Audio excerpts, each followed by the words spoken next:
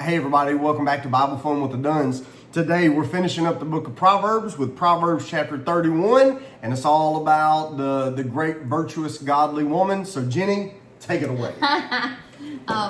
He said I had to kind of be a part of this one if it's about the woman. That's right. So most of this book, we hear from the mom talking to the son a little bit, and that's how we end the book of Proverbs. Most of this time it's been Solomon to his son, and now you hear a mother's perspective. And in the beginning of the chapter, she kind of repeats some of the things that Solomon said, but evidently the son is getting to the age where you would pick a wife. Or maybe not, I don't know, because my kids are not that age, but hopefully they're paying attention to the things that I tell them to look for.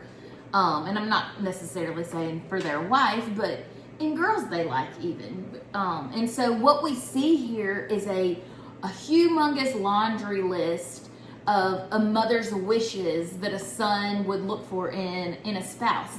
And I totally get it. If I look at it from I might be the spouse, and it turns out I am. You are. That I might be this person that my mother-in-law is steering her son to find. This is some difficult stuff. This is what a godly woman looks like. Verse by verse, it's some standards and some callings that can be difficult to live up to. From a mom's perspective, of course, I'm going to hold my future daughters-in-law to a high standard. I like my kids. I think they're pretty cool. And since they were gifted to us, since they were born, I have prayed for their spouse along with them because I know how important that is to their life and to our family.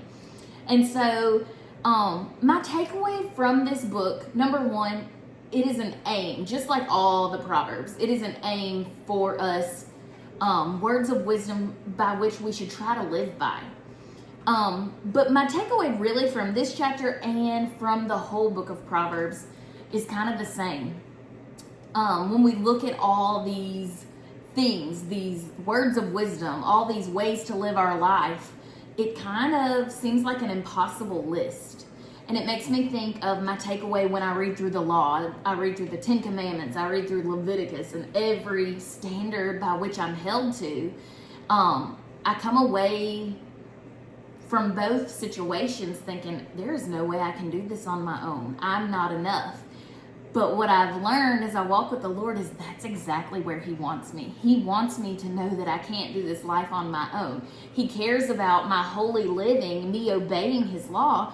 But even like Proverbs talked about, the little bitty details of the ins and out of every single day, it's like He just wants me looking to Him for every single step I take, every single decision I make, knowing that I can't live this way on my own, but with Him, I can do so much better than I could on my own. I like it.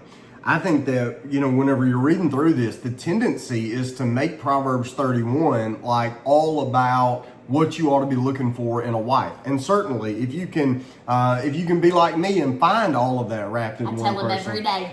Then you're certainly a blessed person. But think about the whole book of Proverbs. This whole book started out by describing wisdom as a woman, and then contrasting her with the temptress and the wicked woman. And so what you're finding is when this goes through all the lists of like the virtues you're looking for, really what it's doing is it's setting in contrast to everything you've been warned about in all of the prior verses about this. Why? Wisdom is now personified, and not only should you know wisdom, but you ought to marry in wisdom. Now, why? Because at the very beginning of this, you have a mother setting out some wisdom for her child. And basically it says the words of King Lemuel, another word for Solomon. Solomon has got many monikers in the Bible, which his mother taught him. So he said, hey, listen to what your mama taught you. And so then she goes into talking about what are the things that can get him in trouble. Well, liquor can get him in trouble. So she talks to him about alcohol in verses 4 and 5. She talks to him about injustice. And then she talks to him about marriage. Why? Because the unwise man will be the drunkard.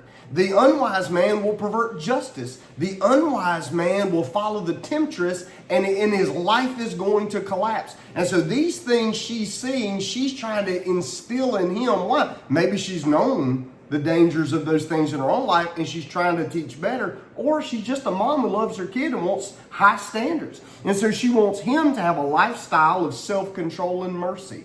The other thing that's happening here is that her trust in the Lord is what distinguishes all of these other characteristics. You say, well, how is it that one person could be all of these things? Well, listen, this is a wise and virtuous wife. This is a wise woman. Well, what is wisdom? Wisdom is not just tips and characteristics on how to be successful or beneficial or to, tips on how to live a good life.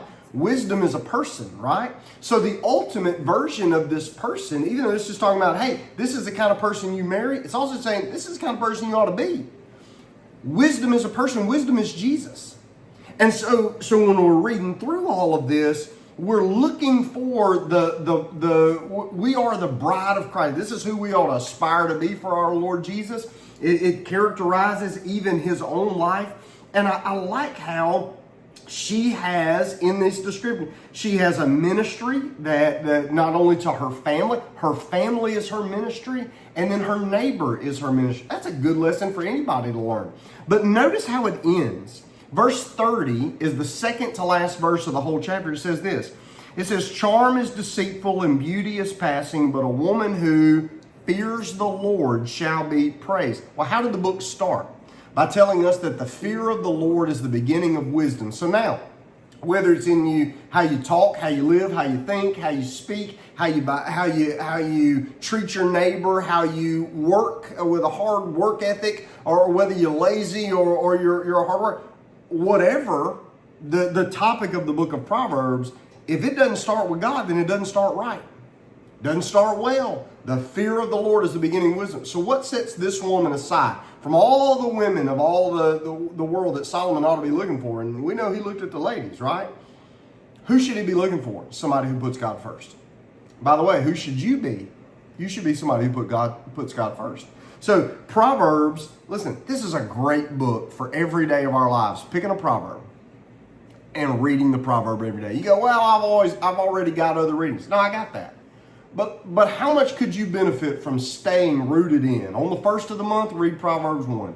On the second of the month, read Proverbs 2. Like working these into, why? Because this may be one of the most strategically important books in all the Bible, because it's got something to offer for every age and every stage of life. So wise people would invest here. All right? We hope you have a great day. We'll see you tomorrow in 2 Kings. And happy birthday to our Jebby. Yeah, today's Jeb's birthday. So happy birthday, Jeb. All right, bye.